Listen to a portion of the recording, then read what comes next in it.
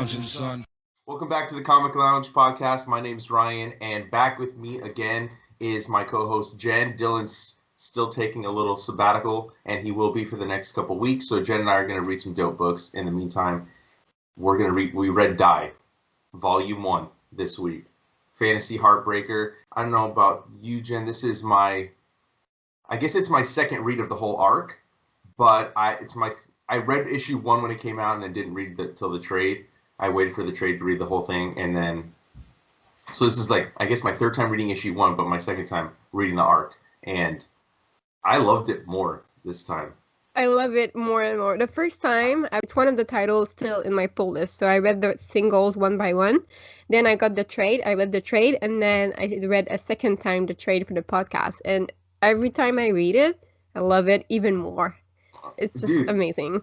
It's crazy because I tried to read it month to month after the first trade came out. I went and because I still had issue 1, so I went and got issues 2 through 5, and then I was picking up the singles. But for me, it was harder to follow month to month because I think it's because of how many different comics I read. Yeah. So it's hard for me to always really retain, especially because this is not. There's a lot going on underneath. You know what I mean? And I realized that when I just read it. And it's way better when you're focusing on just the story. And fuck, dude, I found stuff that I didn't see the first time. You know what I mean? Yeah. I just really I remember why I loved the series because I stopped. I had the issues. I'm like, I'm just gonna wait. And now it's almost done. So I'm sure they're gonna do a hardcover of the entire series. I think there's maybe 1 issue left, 2 issues. I'm not sure exactly. It's funny you say that because I was just this week, I was just looking at what titles I have in my pull list, and I'm trying to reduce and everything. So I'm like, do I really need to keep adding Die and buying them and everything? And then I read the trade paperback and I was like, no, I'm keeping this. It's too good for me to not taking the singles. It's just too good. Yeah, I mean, and I wish I kept the singles, but whatever. I only have so much space too in my house, and I'm like, if I'm gonna buy the hardcover, am I ever gonna look through these single issues again? Probably not. And it's I think you had more of a love for the comic book than I did originally, because I mean you were getting it all the way through from the beginning. But let's let me read the credits real quick for everybody. Kieran Gillen's the writer, Stephanie Hahn's artist, Clayton Cowell's letter, and Ryan Hughes was the designer. Edited by Chrissy Williams. The reason, I'll say it right off the bat, the reason I picked the book up in the first place was more the description that Kieran Gillen gave than so much the who was writing it, a goth, dark Jumanji. And I'm like, oh, that sounds dope, because Jumanji was one of my favorite movies when I was a kid. And I mean, I still love that fucking movie. No matter how many times I watch it, it's still good. The original, by the way, not the new one with The Rock. I haven't seen that. To me, that's not Jumanji, but so it's just interesting. And I don't play Dungeons and Dragons. I played role-playing games in video game form, but not tabletop RPG. So I didn't have that working knowledge of really what it entails.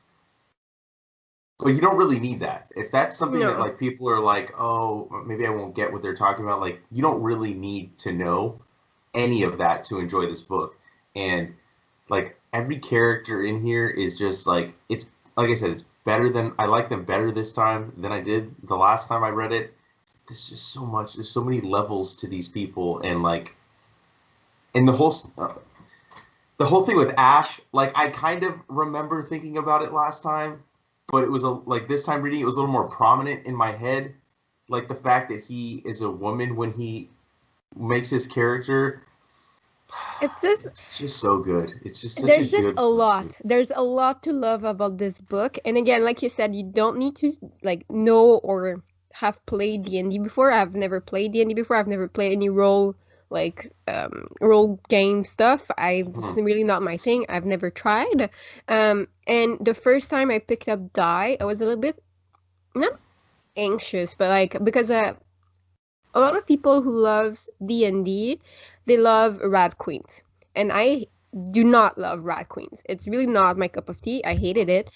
So I was like, I really hope that, you know, I really hope like it's not the same vibe, and it's really not the same vibe. It's really different, and I really like loved the writing in this book because it is really well explained how the game is played. And even if you don't understand like the dice and everything, like you don't understand really the concept, it's still really well explained. And Ash is talking through the story and is talking through like he's talking well, yeah, they're talking like to you, the reader. They're explaining to you the steps of the game, the different worlds, the different like powers and stuff. So I thought that it was a really good introduction to the game in the book, but also the writing is just so well done to like just like put in side by side the explanation of the game, but also what's happening with the characters, right? Like it's like you have like two type of like narrations. You have what's happening in the game, and you have like the explanation of the past and how like what they're deciding and everything. So I just thought the writing was amazing. And again, like Ash is one of my favorite character. But surprisingly, my favorite is Chuck, the fool. Chuck is such an idiot. I He's mean, such an but I idiot, did but like him better this time though. You're right. yeah, I didn't really care for him the first time I read him, and I'm like, I like but him better now. I I don't know understand if him a it's little more. because I've read the other volumes. There's currently, I think, 3 volumes, and they're waiting, like they're working on the fourth one, and his character just like grow throughout like the volumes. It just he becomes something you understand him better as the fool, and you don't understand his power, right? Because Okay. he's not useless. He's an important like from well, personally. At the beginning I thought he was like absolutely useless. I'm like, why do they need him in the team? Like he's just a lucky guy, you know, like he does nothing. But as you go through the story, it just for me, I just like loved him throughout the pages. I just thought it was amazing. And then when I reread this first volume, I was like, you know what? He's not such an idiot. Like he's not so bad at doing this thing. It's really interesting. Yeah, I haven't. So I read, like I said, I read the second arc in single issue, but like it was kind of hard for me to remember what I had read the month before. So I'm like, you know what? I don't want to like, I don't want to like grow to feel like I'm disliking the book or not appreciating enough. I'm like, you know what? This is it. I'm just gonna wait until it's finished or it's Yeah. in trade, and then I'll read it again. I still haven't read the second volume. I don't know why I didn't read it when it first came out because I was planning to, and then before I knew it, the third volume was out, and I'm like, fuck, dude. So now I got to read two of them, and then they announced, I think like shortly after the third trade, they said, oh, it's gonna end at issue, I think, is it 20? Maybe Okay, I whatever. Anyways, the ending's coming up, so I'm like, you know yeah. what? I'm gonna just do a whole read through when it's over. But I liked Angela more Yeah. this time. You know what I mean? Like, I mean, I liked Ash. Ash obviously is like the main character. It's Um, and Ash is so complex because yeah. there's so much happening, and I don't want to tell too much, but there's so much happening, and you're just like, Are you this talking is about such stuff that I haven't read yet? You don't want to say too much, or too much about this volume? um I think you're safe to talk about whatever you want with Volume One. This one's been out for a while. It's been out for at least two years, yeah, right? but there's some stuff that's like some stuff that's in the second and third volume, so I Okay, don't want yeah, to don't like tell me. say Yeah, too yeah, much. yeah. Yeah, don't Um, tell me. but yeah, it's just like such a complex character, and I really love, like you said, the fact that she's a woman in the game. And for me, it's such an important detail for that story because, again, like it plays so much to the character and his relationship to the other characters as well. And I thought Right. it was just like Yeah, Kieran beautiful. Gillen's writing is just he's one of he's become, I would say, more recently, because he has been around for a long time. I did read his comic books before, long before Die. I didn't read Wick Div, um, for whatever reason. I don't know. It just like kind of escaped me when it came out. And then he wrote Phonogram, I believe, is another book he wrote. But I read his Thor. I read some of his Marvel stuff that he did years ago. And then I picked up Die and loved the first issue. And then I've I read his Young Avengers, which is really good. It's a really interesting. He did something interesting with those characters. And then more recently, Once in Future has become like one Mm. of my favorite series. That's another really good book with amazing art by Dan Mora. his character work is so strong in everything he writes, and he doesn't make like stereotypical characters where like they just fit that mold for that story.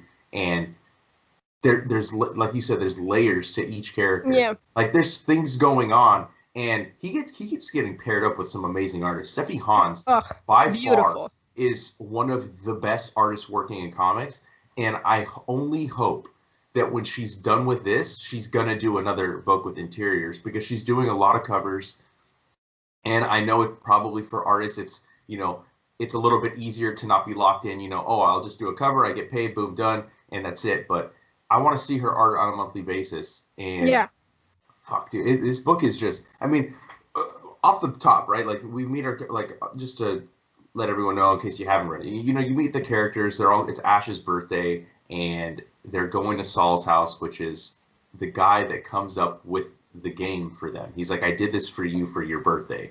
And then he's like, make your characters. And he gives them, oh, this is your die. This is your die. And that's why it's called die. Because dice, when it's one dice, it's called a die. You know, as they're making their characters and stuff, then like you just flash forward, and these kids have been gone for however long, and the whole town knows them as the kids that disappeared. They come back, but one person's missing, and Saul's not with them. Angela's missing a fucking arm. Like, shit fucking got crazy while they were gone, you know? And then you jump forward again, and like they're all in their 40s. And Ash is just like, you just see the repercussions of like their time there. And like Ash is just looking worn to hell. He's married, by the way, which is an aspect that I think is important to know. I mean, like I said, I haven't read forward, but like he's married to a woman. And then like there's that aspect of him being a woman in the game. So like after I read this, I could only think like, is he doing that? Is that like a cover? Does he want to be a woman? Is that an aspect of it, of who he is, but that he's hiding it? That's just what I thought. I mean, I could be wrong. I don't know where the story goes. Actually, I do know something that happens in Volume 2, because I remember that, but I mean, that's besides the point.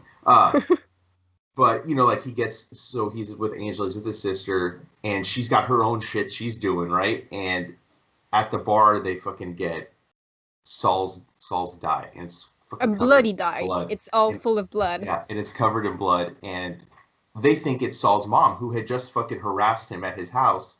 You know, like, where is he? I need to know. Like, let me because also an important detail is that they cannot tell their story. Every time someone asks them what happened, I can't tell, I cannot say, I cannot explain. Like, they cannot say. So when they came back, they were not able to tell where Saul was. They were not able to explain what happened. So the mom is just like at loss. Like, all of his friends came back, but her son is still stuck somewhere, and we don't know where, and nobody can tell her where. So it's, anyway, so yeah, I know, and I get it. Like, there's no sense of closure. At least, like, if he's dead, he's dead. Let me know.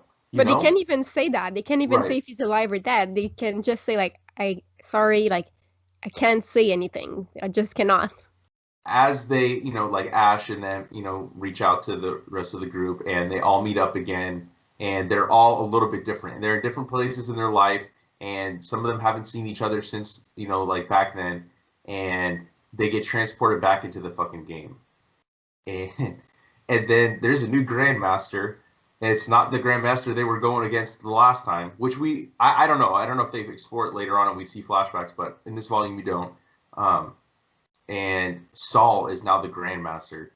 And he's creepy as fuck. He has the dye in his fucking eye. That's why it's all covered in blood. And the only way, and that's like another key aspect, is the only way for them to get out is if they all agree to leave, Saul included. So leaving this book, not having read anything further, it kind of made me want to know, like, well, how did they get out the first time? How did they get out if Saul wasn't with them, but they all had to agree to leave? And he wasn't dead. He was alive, so... Because they all agreed to leave, and they were all like, they did the circle and the thing, so they were all like leaving, but the ancient Grandmaster grabbed Saul at the last minute. So the magic was already happening in the circle, but he grabbed him and like removed him, and Angela's arm got stuck in the magic like circle. Oh, okay. So that's why it got cut off. So do we see that later on? No, it's in the book. How did I miss that? Okay. Yeah, but it's really subtle. Like you understand it, but you have to like look. It's not like explained in words. It's explained in Oh, okay, pictures. okay. Well, thank you for explaining that to me because I feel like I didn't pay But attention that's to the that. thing. That's the type of book it is. Like you can't like you have to like pay attention to every little detail to really like understand the story, you know? Well, maybe on my third read, I'll pick it up because, like I said, like I picked up stuff this time that I didn't pick up the first time. God, this is such just a well-crafted comic book. It really is. Like it's rare when you see, and I guess you could say you've like this isn't like an entirely new concept because he even like calls out Jumanji. You know what Yeah. I mean? Like as he's describing the book. But it's not so much the fact that these kids go into a game. It's just like it's how they're dealing with it. I mean, by the end, a couple of them don't even want to leave. Yeah. Why the fuck wouldn't you want to go back? Chuck, especially. I'm like he sold the rights to the story. You know what I mean? Like he's famous and he is really wealthy because I think he either wrote the story and then it was a film or he made the film, right? I can't remember like exactly how they explained it, but It's one I of mean the not that I it know he's matters. a writer. He Yeah, wrote something and right. it there's books there are books and movies. So Okay, right. I think he's like he just got like because he just got rich over the story. But that's something really interesting about his characters that nobody was about like they were not able to talk about it. So how the hell was he able to like write something about it? You know, like Yeah.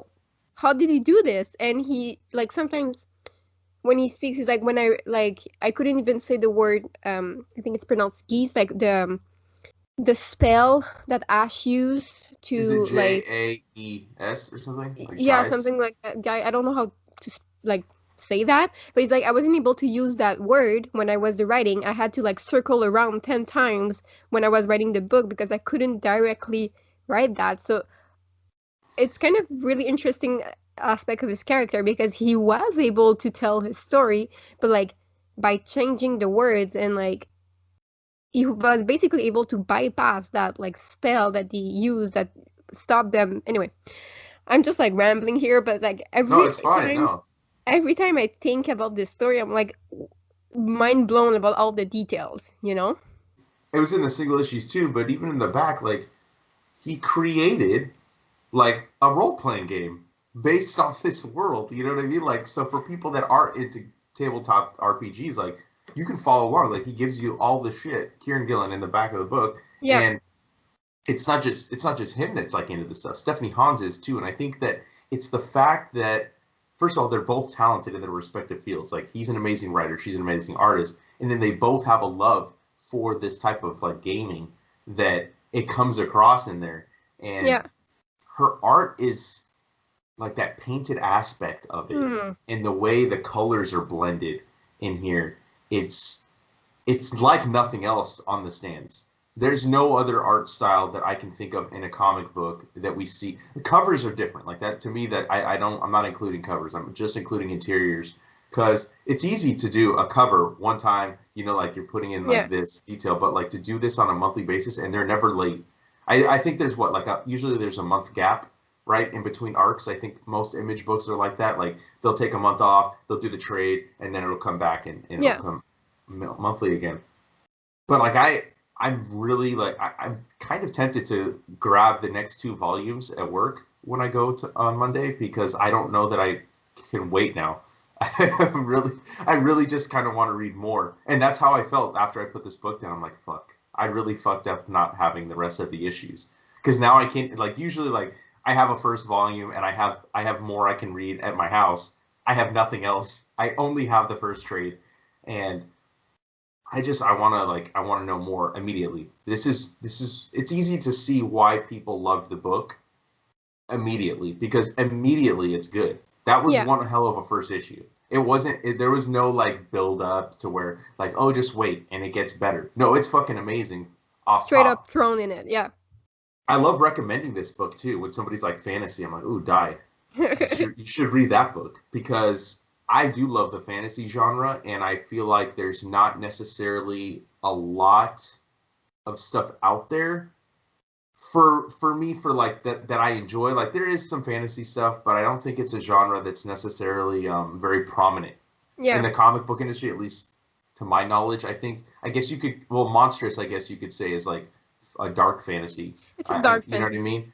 But it's not the same level of fantasy as Die, you know? Like monstrous is it's so hard to explain, so hard And to it mixes compare the two. steampunk too. It mixes steampunk. Exactly. Yeah. Exactly. Monstrous is like fantasy, but like very strongly inspired by steampunk, and Die is fantasy, but like pure fantasy, like don't like dragons, like elves, orcs, all the thing, you know, mix everything together, and you have like pure fantasy, and that's Die.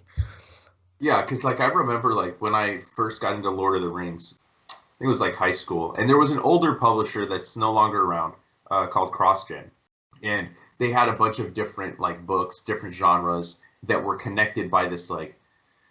It's too hard for me to explain this right now to you, but there was like a symbol, right, that they had, and it connected all the books. And there's a book called Sojourn, and that kind of had the same like fantasy vibes. There was orcs and stuff like that, dragons, and that was the only thing I could find at the time. And ever since then, since like 2001 or whatever year it was that I watched the movie, like I've always wanted a fantasy comic that I could like latch onto, that was really good, and I haven't found it until Die. I think Birthright, by Joshua Williamson, is kind of like that, but not as much. I don't know. I guess it's fantasy. It's just it's not the type of fantasy that that I'm looking for. This is the type of story that I want to see, a little bit more mature. That's more about like, oh, if the kid, you know, like those old 80s movies where the kid disappears into this fantasy world, and then, but nobody talks about like, well, what happens on the real world when the parents are like, where's my fucking kid? So like that's I like that. It's more about that aspect and the kid returning and he's evil. But this is like, this has everything within the fantasy genre, like you said. I think that them playing with the tropes while also with forgot like the way to describe it, like the certain archetypes. The archetypes of the characters are not, they take them and they do a completely fresh, different spin on each archetype, because each character in here is an archetype within the fantasy genre. Dude, I'm telling you, like I haven't been this excited about the book since I first read it. Like it completely renewed my love for the book. And I know that I was like, oh, maybe we'll read something different. You know, yeah, like, you were not sure. because like, not that I didn't want to read it, but I knew that I was going to be reading it again when the hardcover came out. You know, so I'm like, do I just wait, or am I going to read it again, you know, when that comes out? Because I know it's coming out probably the end of this year. But I'm glad you picked it. I'm glad you suggested it, because I'm going to get the other 2 volumes. I'm not going to wait for the hardcover. I was especially mind blown, I think, in volume 2. I think a lot of things happen, but like character-wise, you know me, I love a good character story. So I think volume 2, if I remember correctly, again, I'll have to like reread it, but volume 2 was really mind-blowing for me.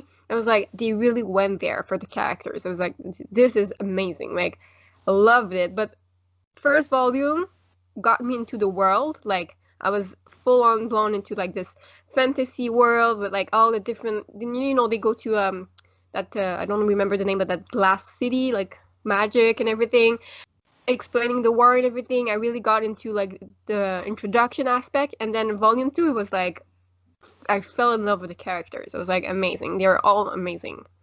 Yeah, I mean, from what I remember in volume 2, I won't say it because like maybe people listening or watching haven't even read volume 1, and we've already kind of spoiled some of what happens in volume 1, but I definitely don't want to like spoil anything in volume 2. And I can't remember everything. I just remember a couple things that happened. Like you start to learn a little bit about like what they did the first time they were in the game. Yeah. And like something like that happens with Ash, where I was like, what the fuck? You know, like, and that's why remembering that happened, and then reading this about, and like they're questioning like the fact that he was a woman in the game. And but then he kind of like, nah, he just tries to change the subject. And and I didn't really pay attention to that the first time that I read it. Like that little bit of the conversation kind of like passing by, it was just like, it didn't jump out at me, but it jumped out at me this time, and I think it's because of knowing exactly what leads in. You kind of like have a fresh aspect, like a different aspect when you reread the first volume for a second time after reading like volume 2 or 3. It really feels like sometimes when you read a series, you feel like the writer is just writing volume 1, then he wrote volume 2, then he wrote volume 3. But it's like, I feel like he had a complete idea what he wanted for 3 volumes. He already had like this plan. So when he wrote volume 1, he already included like details that were gonna come, like that if when you reread it, you know what's happening. I don't know how to explain this, but like I really feel like it was really well planned, and I don't feel like the first volume was wrote as a single volume. It was wrote as a first volume instead of like a single volume, a single story. So he like the whole creative team behind it already had a full idea of how the series is gonna go, and that's something that it really shows when you read a series. Sometimes you just feel like the volumes are disconnected, you know? Anyway, my perception, sometimes it feels like it's disconnected, but not with Die. I agree 100%. I mean, I've talked to I've talked to multiple writers, and a common theme amongst a lot of them is that, like, especially when you're writing a book, maybe creator owned or whether it's for the big two, like, know your ending. Know where, like, you should always know where you're going to end up. And then you kind of, you have the beats in between, and then it's the journey in between, and you leave yourself room to grow. Scott Snyder just said this to me the other day, like, about Noctera, and how he has it set up for 25 issues, right? Okay. He can go further, and he has room to stretch it out. But right now, like, the minimum would be 25. When I talked to Kieran Gillen, I think I talked to him probably beginning of the pandemic, I think. He told me he knew the ending to Die. He already knew it. And like that's not that hard to like if you have only like a 20 issue series, right? And you know the ending. It's easy to like, okay, this is how I'm going to weave it in, like because it's not that long of a series. Now, if you have a 60 issue series, that leaves yourself so much room to get from the beginning to the end. Like I think Brian K. Vaughan, I don't know if he said he knew the ending to Why the Last Man, but I feel like he did. I'm sure he knew the ending to actually no, Saga feels like he doesn't quite know the ending. Exactly. Saga feels like it's a really excellent series, but when you read the volumes, you feel like you're not sure where it's going, and you feel like the writer is not sure either where it's going, you know? And it's not negative. It's just sometimes I love when I can pick up a volume or like 3 different volumes of the same series and know and feel that it's all a full, complete story, you know? Yeah. And reading this again, like not like I know I said I stopped reading the singles because I couldn't follow it, but I don't think that's not necessarily how everybody it feels when they're reading a book. I just feel like when you're reading like 40 titles, 45 titles a month, like I am, because like I'm not necessarily subscribed to all of them, but I have to be able to talk to customers at the shop about books, even if it's not necessarily something I want to read. I read it because I know it's like a popular book that week or a big book, and I'm going to have to talk about it. So when I'm able to go back and read the trades of stories that like I kind of got lost in the shuffle, right, of reading so much, I can see when a book was written for the trade or if it was written to enjoy on a monthly basis. This was a book that was written to enjoy on a monthly basis. And that's why I wish that, like, sometimes like last week I decided, I'm like, you know what, I'm going to slash some of the titles off my pull. Not a lot, but I think I took off 10 books. And not a lot, just 10. Well, I had 46 titles subscribed. So some of them are one shots, so that doesn't really count. You know what I mean? It's oh, and then I'm going to stop bringing home as many books too. Because, like, even though I'm subscribed to, now I'm subscribed to 36, that doesn't mean I'm only bringing home 36 titles in the month. Like, I was still bringing, like, some of the X-Men books that I'm not subscribed to, some of the other indie books that that I'm just reading in single issues, and then I'm waiting to buy them in trade. And I'm like, I got to stop that because sometimes I can't enjoy the books that I'm really subscribed to because like I'm reading so much that like there's just so many different stories going on in my head at one time that like I can't really fully immerse myself in the books that I really love, you know? Yeah. So I told Nick at the show, I'm like, I'm just not going to read some of these books. Like you read them, you know, to talk with the customers, or I'm just going to lie. I'm just going to be like, oh, yeah, it was good.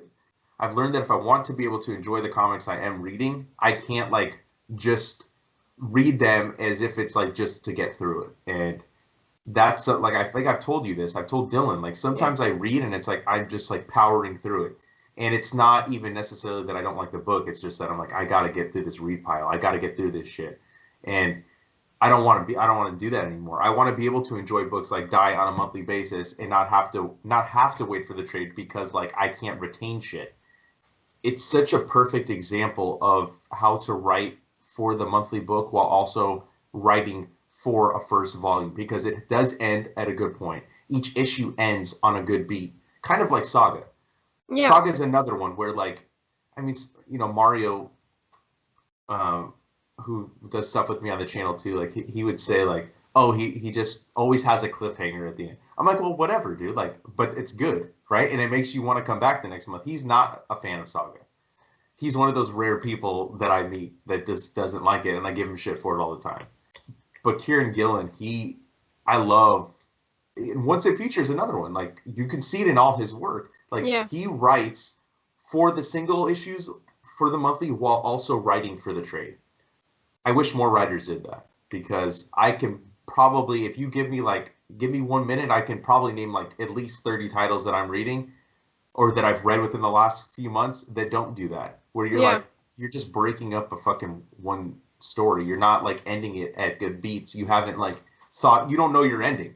I can tell that too, where you're just kind of winging it. You're just like, oh, I'm just going to throw it together and see what works. And if we'll see where I end up. And that's not a good practice. I think that knowing where your story's going to end and then filling in the blanks, so to speak, is how you that's how you have a good story, and that's where you can engage the reader and make them want to like invest themselves in this world. He did that like with the first issue, and it's rare too where like you get a first issue and it's that good. Yeah. Because I've read I mean, you know, Image. How many number ones did they put out? Oh, A too shit much. ton. You know what I mean? Like, and I get it. You know, like they're an indie publisher and it's all creator owned. I mean, Marvel and DC put out a lot of number ones. And there's a lot of number ones I've read in the last couple months that I'm just like, fuck, I don't even know if I want to read the next issue. And Yeah, that me sucks. too.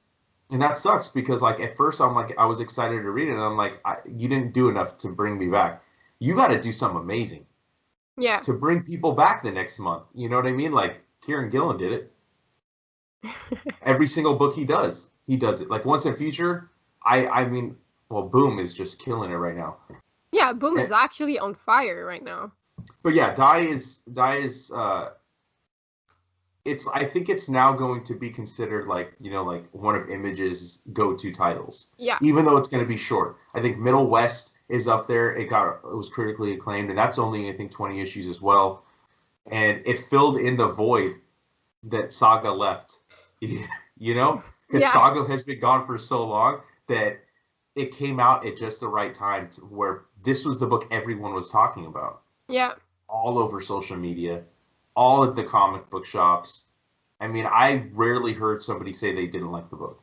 I don't know about you, but I mean, in the circles I've heard some say they didn't like the book, but most of the time it was either they were not a fan of the art, which is understandable. Really?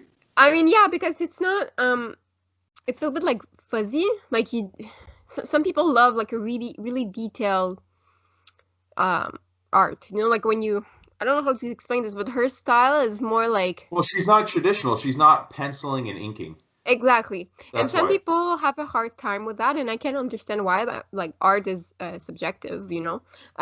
So what I heard was that people were not fan of the art, so they were not able to keep up with the story. And the other thing that I heard a lot, not a lot, but like people who disliked it told me about, was just they were not a fan of the fantasy genre. So again, if it's not your cup of tea, I can understand that this is a full pure fantasy. So like if you don't like fantasy in general, obviously you're not gonna like it. But aside from that, I heard only like really great comments, and it was like everywhere on Instagram when it came out, like everywhere, every day, every week. It was there for months. I know.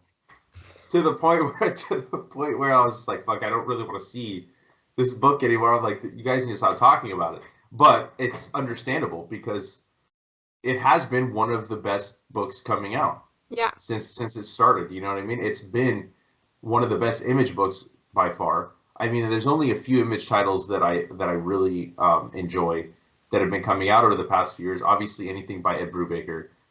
Yeah. Bitterroot has been fantastic. I love Excellence. I know that you were not as excited about that book, Yeah. but yeah, the Die it's filled that void, and I'm really hoping that there's going to be something else that picks up after this. That's another fantasy book, because there really isn't anything else. Monstrous is not for me. It's not the type of fantasy story that I'm really into. It's really different. It's a Yeah. different type of fantasy. But I love it. But again, like I said in a previous, I think it was in a Todd Building episode, I'm not sure, but I was saying Yeah. that Monstrous kind of like went down a little bit for me. I haven't even read the fourth volume yet. And you know how like I praised that book in the beginning. It was like my favorite thing of all time. But now I have the fourth volume and I still haven't read it. So that, like, sometimes a series just like goes down a little bit, but I've Die for me it's just like still like on the same level, you know? Yeah.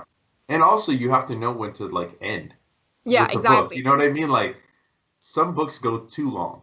Yeah, And that's kind of goes back to what I was saying, like knowing your ending. exactly. That's when books that don't know their ending, those are the ones that go on for too long, and you're like, dude, it's time to go, bro. You know what I mean? Like I don't. Time to call time of death. Yeah. let's wrap it up. Wrap it up, dude. You know. But Die's gonna be a short series. Middle West also, like, as sad as some people are to see books end, it's like, wouldn't you rather have one really, really good story that's 20 issues Yeah. as opposed to something that goes like 50, 60 issues where you're just like, dude, I can't stand it anymore.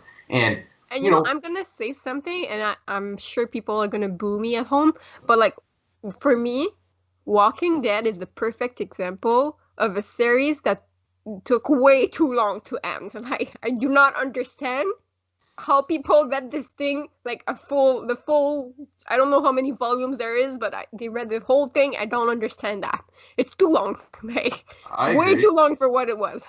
Yeah, no, I agree. I mean, I was reading it in trade, so I would read it every 6 months, like when it would come out.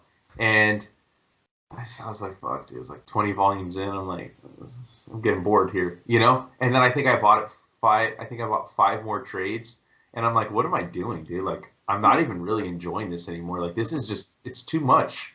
How often can you? Oh, the zombies come. Oh, they get attacked. Oh, they have a new city. Oh, they get attacked against. People die. Oh, it's just like it just kept happening over and over. And I get it. A lot of the book is about the relationships and the characters themselves, but like I think it should have ended like closer to issue 100, like when Negan came. Like I think Yeah. Negan should have been the final. Like, okay, we're gonna fucking fight him. We get rid of Negan, and then boom, done. Like that should have been the ending for it, but. Some series can go, like I think Scalped was 60 issues. That was fine. It never faltered. Why the Last Man was 60 issues. Fine. Never faltered. You see, I kind of disagree. Why the Last Man could have been shorter. Sometimes there was some space where I was like, it's not really relevant. Just cut it and you still have a perfect story, But yes, it's been a while since I read it, but I'll when I read it again, I'll see where it could have been cut. But then Invincible too. Like for me, Invincible never falters. That book constantly was good, and I mean that was 144 issues. I mean, and you don't get to see that. So for me, yeah, I don't want to see series go too long, but at the same time, like if there's story there, then do it. It's What all I mean? about the Like, writing. yeah, and I think Robert Kirkman, for me, Invincible is my favorite of his work over Walking Dead, and some people would say Walking Dead for me. And then also, I would even say Firepower, his new book, I like better than Walking Dead, and that's only like 10, 11 issues in. So, but yeah, Die. I know we got off about Die, but I love the book. I highly recommend it to anybody that loves fantasy. I mean, even if you don't Even love if you, fantasy, yeah. give it a try, man, because like maybe you will after you read this book. Because yeah, like I mean, you said if somebody hates fantasy, this isn't going to be the book for them, but this could be the book that makes you like it. Because if you're a fan of good writing and good art, that's what this fucking book is. Everything about it. I don't I mean, I can see, I guess, how some people might not like the art. To me, that kind of like doesn't make sense to me. But there's a lot of artists that, like you said, subjective. I think that this is like the whole package. The Yeah. entire creative team, from writing to color to the art to the lettering, edited brilliantly. You know, to kind of make sure that this is a cohesive story and to make sure that the package is like just complete. This book has it, man. Yeah. And I kind of like I kind of want to try playing the game too that he created. You know, Yeah, not to cool, cool, mention cool. not to mention the beautiful variant covers. Every single issue, the variant cover is Amazing. dope. Yeah, I also and want to say that, like you said, that it's if you haven't tried Die, try it because it's amazing. But also, if you read it once and like have like once when it came out and haven't picked it up since, this is a reminder to reread it and re-enjoy it because you enjoy it even more the second and third time. So that's just what I want to say. I agree. I mean, I said it at the beginning of the episode. I Yeah. I fucking loved it more this time, and I really enjoyed it the first time. So yeah, highly recommend the book. And that's all I can say, man. It's one of the best image books, one of the best books that's come out in the last like couple of years. Um, Never falters. So go check it out. And anything else you want to say about Die before? No, I think we covered everything. All right, cool. And then next week we're reading Inkblot by Yes. Emma Kubert and Rusty Rusty Glad. Glad. Yeah. I got it, dude. I in my head. And then, so yeah, like I said, Dylan's taking a break. You're gonna join me for the next couple weeks before he comes back, and yeah, make sure you also check out our Thought Balloon episodes as well, which are on the channel. And all right, well, if you're not already following us, follow us on Facebook, Twitter, and Instagram at The Comic Lounge. Make sure you throw your comments or suggestions down below, or you can also email us at thecomicloungepod@gmail.com, and make sure you like, follow, and subscribe to the YouTube channel, and hit the bell icon so you're notified every time a new vid goes up. And on that note, we're out.